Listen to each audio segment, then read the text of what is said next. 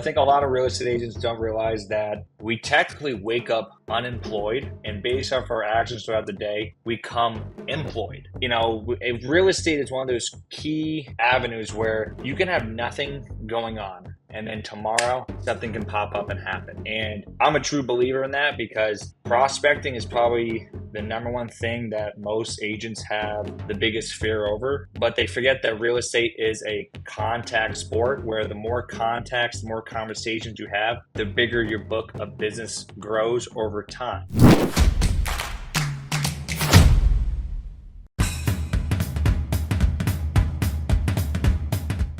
Everyone, this is Aaron Wittenstein, and I would like to welcome you all to Vulcan7 Roadmap.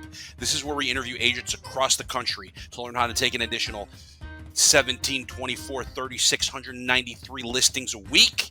And we have a very special guest today, Blake Rayner. Blake, how are you doing today, my friend? I'm doing well. I'm looking outside. There's a lot of sun down here in sunny South Florida. A lot of people should make this their home. So we're going to have some fun today, that's for sure. There we go. All right, so you said something extremely powerful to me when we started chatting, okay? Do you remember what it was that you said to me? Yes. So I think a lot of real estate agents don't realize that we technically wake up unemployed, and based off our actions throughout the day, we come employed.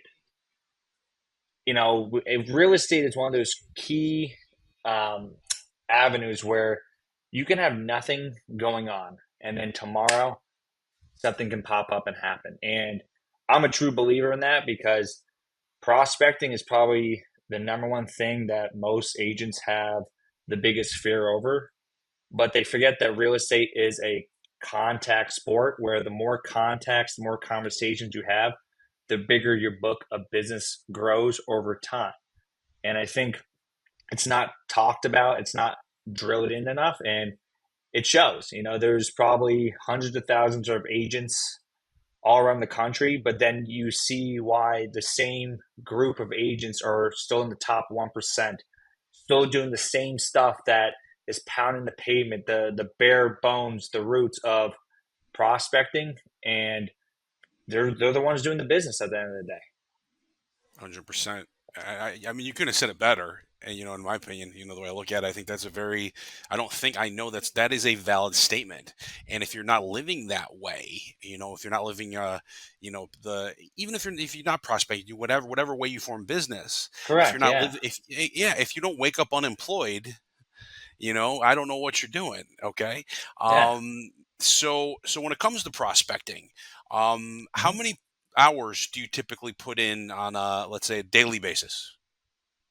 So daily basis, depending on my schedule, easily a minimum of 2 hours. Some days that I don't have appointments or other things I have to do for my business, I'm gonna keep calling. It's one of those things that you get used to it, and it becomes a part of your routine. You have to be disciplined with it. It's like going to the gym. The guarantee thing is that I'm going to call no matter what. There's no guarantee someone's going to pick up the phone, and there's no guarantee if I get them on the phone, I can get an appointment. But they're not calling me. So I can sit here all day, no one's going to call me. But I'm going out and grabbing whatever I can. So I'm gonna call until I either set an appointment, because I don't know if that person I speak to today is going to do business with me today, or it's going to be the next 90 days.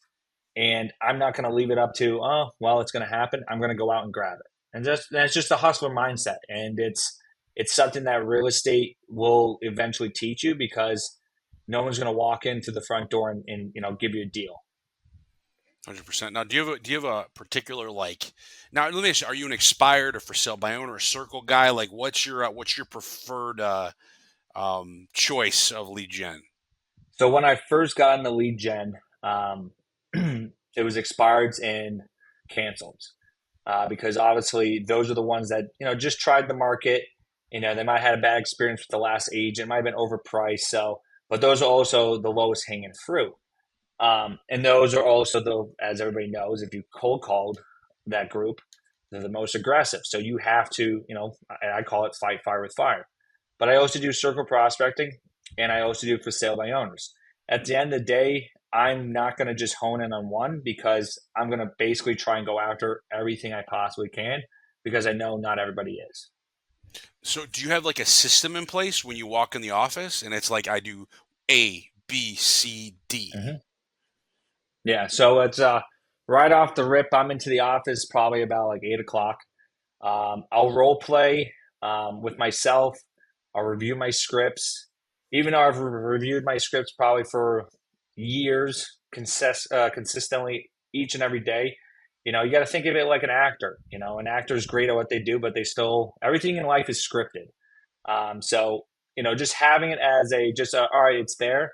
But for the first 15 minutes to 30 minutes, I'm role playing with myself, reviewing my scripts. And then as soon as 8:30 hits, I'm smiling and dialing. And it's in it, certain days it can be longer than others, and certain days it's not. Even if I get a person to set the appointment, I'm not done. I'm going to keep calling because I said I'm going to do it for 2 hours this morning. I'm going to call to, 10:30. I'm going to call to 11, and then I might take a break, eat some lunch, do some follow up, and then I might do an afternoon session of hitting some for sale by owners, doing a little bit easier conversations with circle prospecting to build business for the next couple of years because circle prospecting is mostly people that are not ready right now, but they might be in the next 1 to 5 years. So expireds and cancels, I'm focusing on business right now. For sale by owns is right now, and then circle prospecting is me building my book of business for the future to come. That way, I'm constantly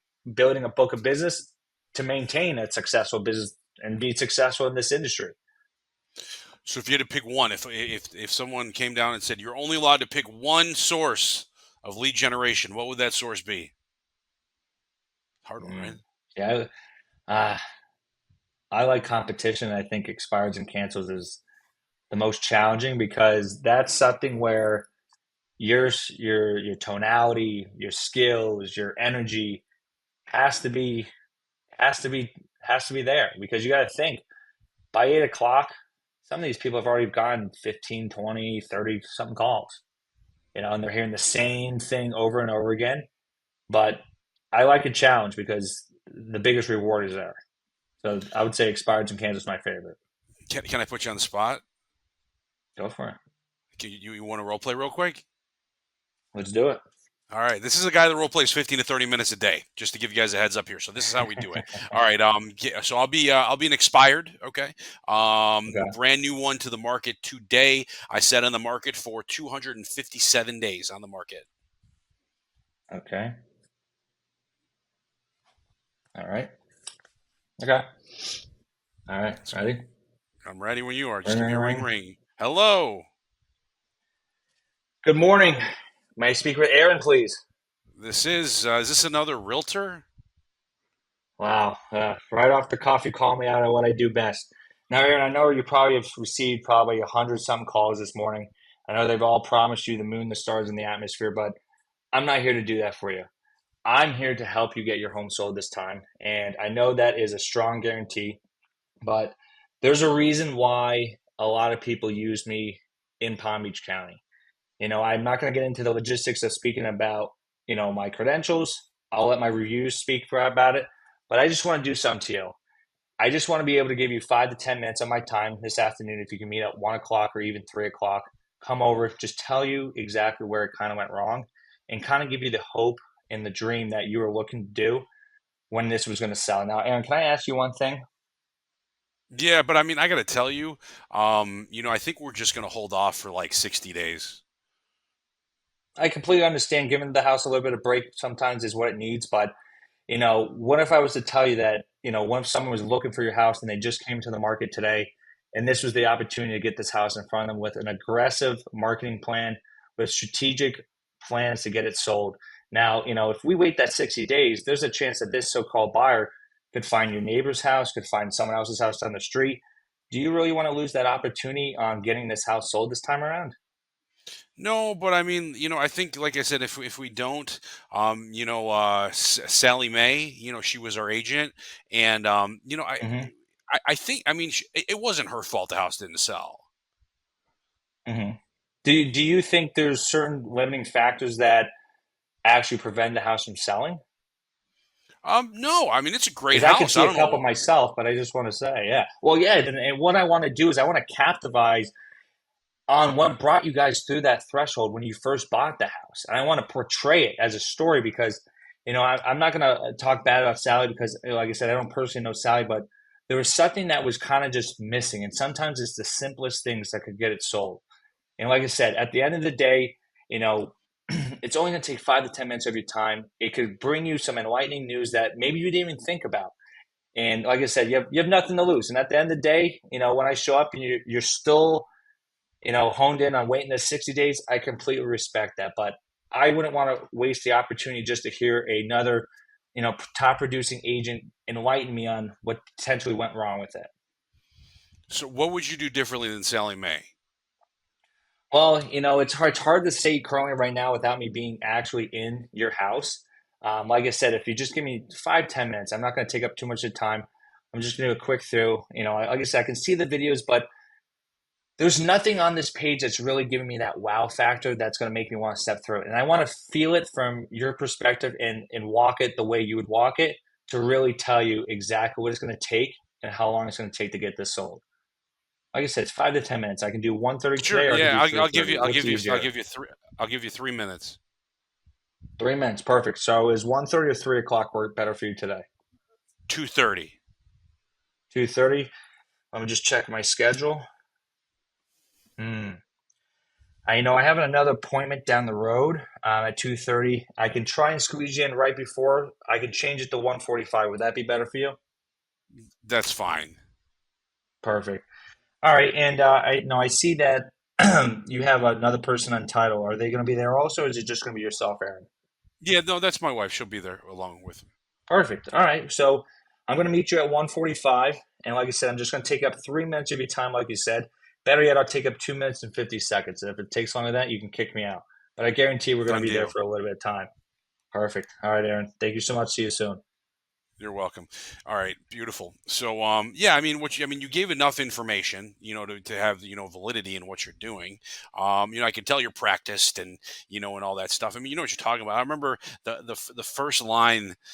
Oh, I don't remember. I'm gonna have to replay and watch the video again over here. When it was when I said you were the 17th agent to call. I don't remember what you said, but I really like that line a lot. So a lot of things that I notice is it's off the cuff. It's organic, it's natural because as you know, being a prospector too, there is no script that is going to be 100% to every single person. Everybody's going to have a different situation. And what I've learned is that role playing with your scripts, learning scripts, there's 1,000 scripts out there. Um, you just have to learn the lingo and you get better with time. And the more Right. calls you do, the more hangups, the more no's, you just start getting a flowing conversation that, you have to just start taking control and redirecting the conversation the way you want to. And what I like to do is I like to provide value, but not so much because if I give you, the whole bread and butter, there's nothing that I can do to add value once I'm in front of you. I want to just get you to the point where you're like on the edge of your seat. And then once I come to the house, that's where I'm going to try and really close the deal with you. Exactly. No, definitely no, and that makes sense. And I mean, it's one of those things. It's like when you practice and you know your stuff. You know your stuff. It's that simple. You Mm-hmm. come off in a way where because you came off confident and you're extremely confident. With what you're doing. And I mean, Yeah. you can tell that you're lead generating 2, 3, 4, 17 hours a day. Mm-hmm. Which is a good thing. So let me ask you this. You're doing a lot of work. In general, out of everything you've done and out of all the production, like what is your most what are you most proud of, when it comes to the production of your business? Um, the most proud of my out of my production is that I've always you know when I haven't had listings getting showings or buyers getting under contract, it always leads back to the smaller things that end up leading to the bigger things. Mm, And as crazy as it sounds is, and I was just telling this to another agent, and it comes to me as cold calling because it's the routine, it sets the tone for the day. And I can cold call for 2 hours and I can get no appointments. But then other things in my business will take off.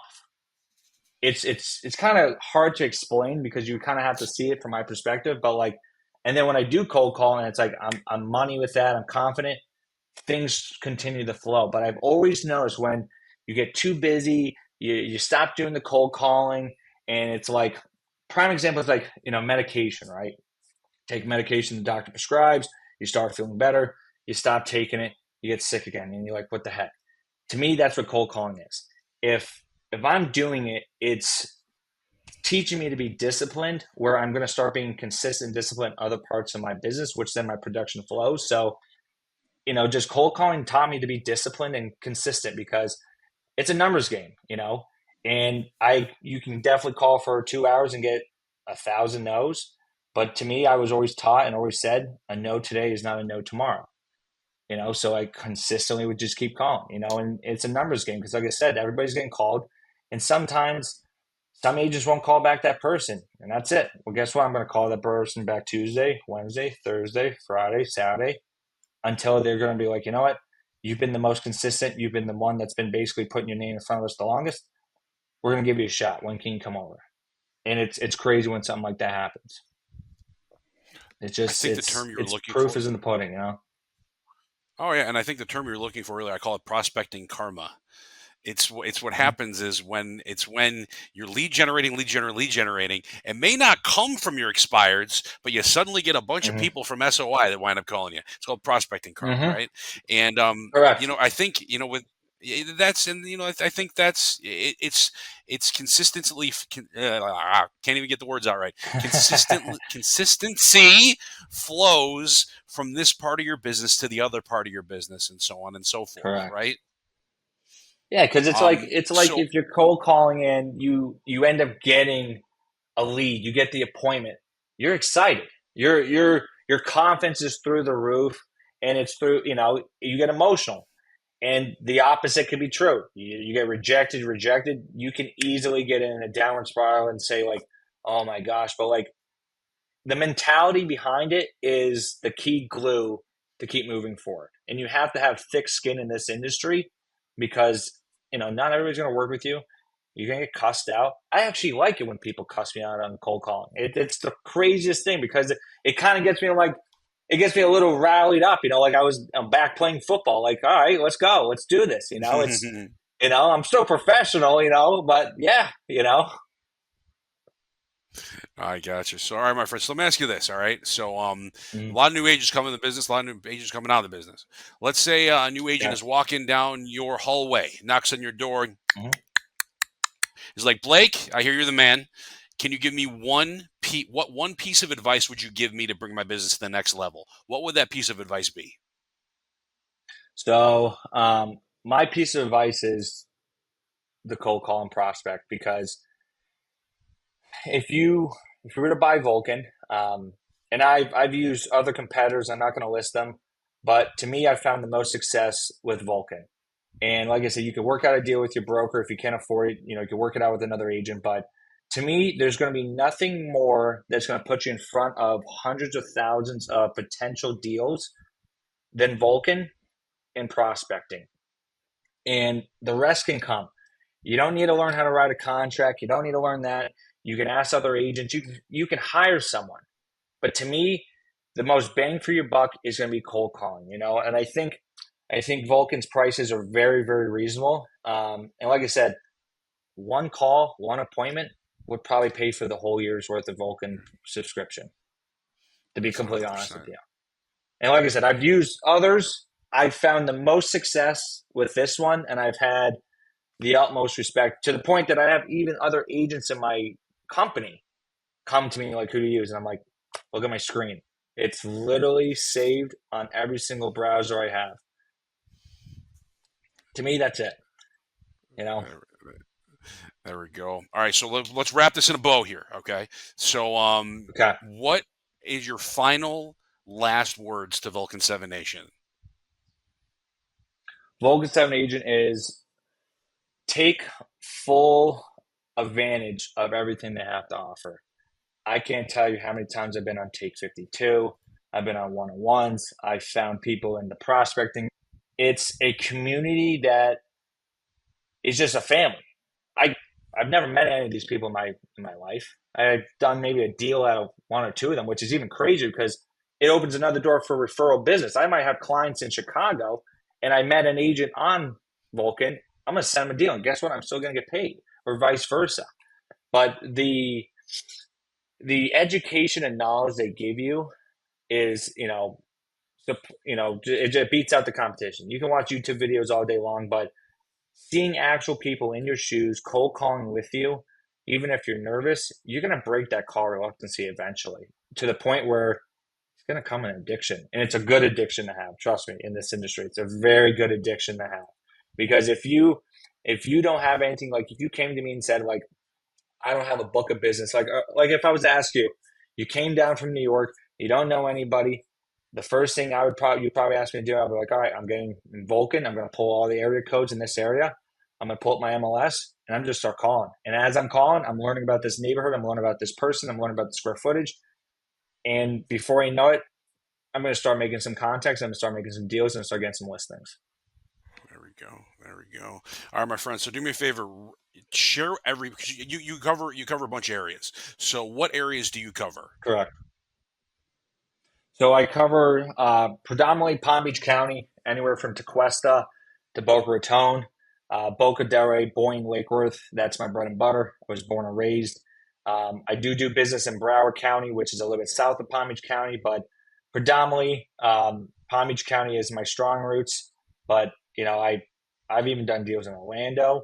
I've done deals in Miami. But if you're looking at Palm Beach County, I have a great list of properties for you. I can suggest a really great restaurants and give you that lifestyle and that new place to call home. And I don't know if anybody's said this to you yet, Aaron, because you came down from New York, but I definitely like to salt my drinks better than I like to salt my roads. So I'm just gonna leave it at that.